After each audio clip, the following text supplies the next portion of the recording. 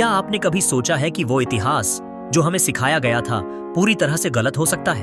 आज के तकनीकी युग में हम उन रहस्यमयों की खोज में निकले हैं जो मानवता के अतीत की धारा को फिर से मोड़ सकते हैं। जब हम इतिहास को देखते हैं तो अक्सर यह भारी असर डालता है कि यह किन हाथों में लिखा गया है। सदियों तक इतिहास केवल ताकतवर लोगों द्वारा वर्णित किया गया है, लेकिन अब आधुनिक तकनीक हमारी आंखों को खोलने का एक नया अवसर दे रही है।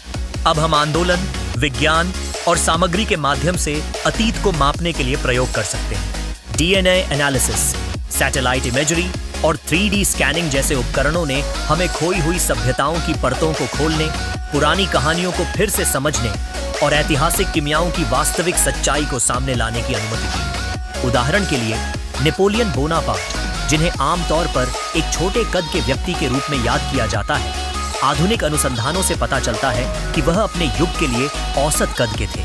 क्लियोपेट्रा की छवि को भी आधुनिक उपकरणों ने चुनौती दी है। वह एक चालाक राजनीतिज्ञ के रूप में जानी जाती थी, लेकिन नई खोजों ने दिखाया है कि वह एक प्रमुख बहुभाषी नेता और कुशल रणनीतिकार भी थीं।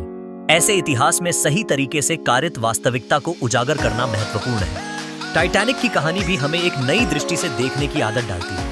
चालाकी से हम परोसी गई सामान्य कहानी के पीछे असली वजहें, खराब सामग्री, डिजाइन की खामियां और इंसानी गलतियां प्रभावी ढंग से सामने आ गई हैं। आधुनिक तकनीक ने प्राचीन पोम्पेई के गलियों में चलने की हमारी क्षमता को नई परिभाषा दी है।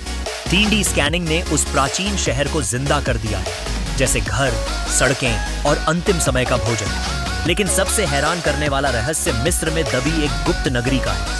सैटेलाइट इमेज से खोजी गई यह नगरी हमें प्रेरित करती है कि प्राचीन सभ्यताएं कितनी उन्नत थीं। ये प्रगति सिर्फ इतिहास को नहीं, बल्कि हमारे दृष्टिकोण को भी बदलने का प्रयास कर रही है। इतिहास कोई स्थिर दस्तावेजीकरण नहीं है, बल्कि एक यात्रा है जो अब भी विकसित हो रही है। तो इन सामग्रियों में से कौन सी बात आपके लिए सबसे ज्यादा चौंकाने वाली थी?